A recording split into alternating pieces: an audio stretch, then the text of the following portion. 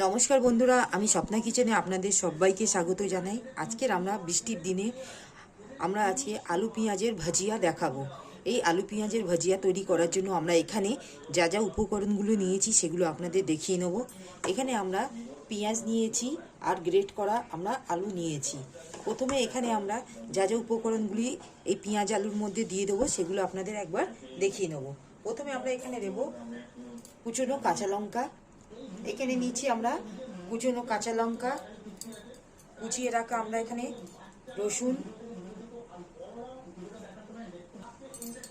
গোটা জিরে নিয়েছি 1 চা চামচের মতো, হলুদ গুঁড়ো নিয়েছি 1 চা চামচের মতো, লঙ্কা গুঁড়ো নিয়েছি 1 চা চামচের মতো,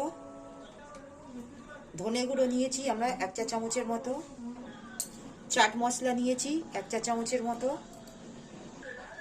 নুনটা আমরা দেবো আন্দাজ করে 1 চা চামচের মতো। এখানে লেবু নিয়েছি, লেবুর রসটা দিয়ে দিলাম আমরা। এখানে আমরা বেসন দেবো এই চামচের 4 চা চামচের মতো।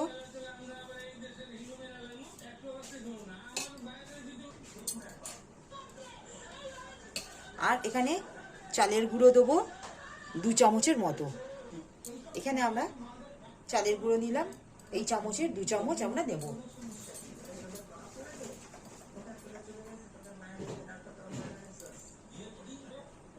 দিয়ে সমস্ত উপকরণ দিয়ে আমরা ভালো করে মাখিয়ে নেব।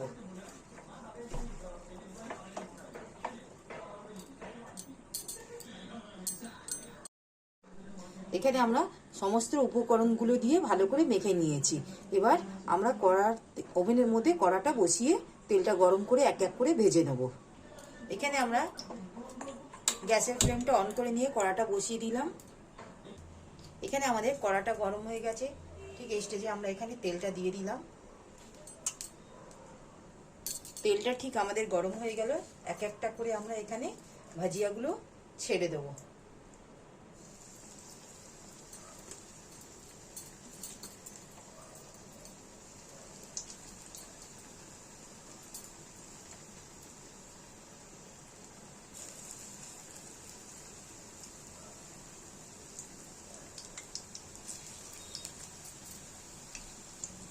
এইভাবে উল্টে পাল্টে আমরা ঠিক এক সাইড ভাজা হয়ে গেছে, ঠিক এক সাইড এইভাবে উল্টে আমরা ভেজে নেব।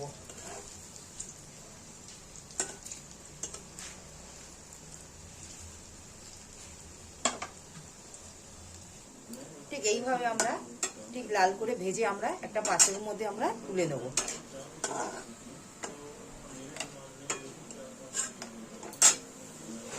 বন্ধুরা দেখুন, এইভাবে আমরা প্রত্যেকটা ভাজিয়া ভেজে তুলে নেব।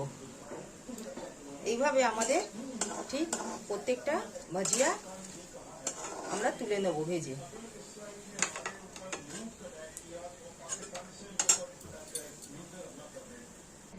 বন্ধুরা দেখুন, আমাদের মোটামুটি এখানে আলু পেঁয়াজের ভাজিয়াটা পুরো তৈরি হয়ে গেল।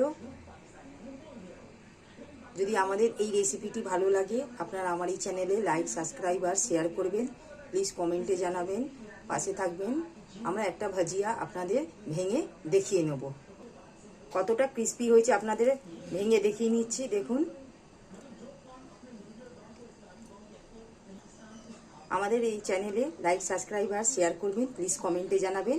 আজকের মতন আমরা এখানে আলু পেঁয়াজের ভাজিয়া রেসিপিটি এখানেই সমাপ্ত করলাম। নেক্সট ভিডিওতে নতুন রেসিপি নিয়ে আসবো।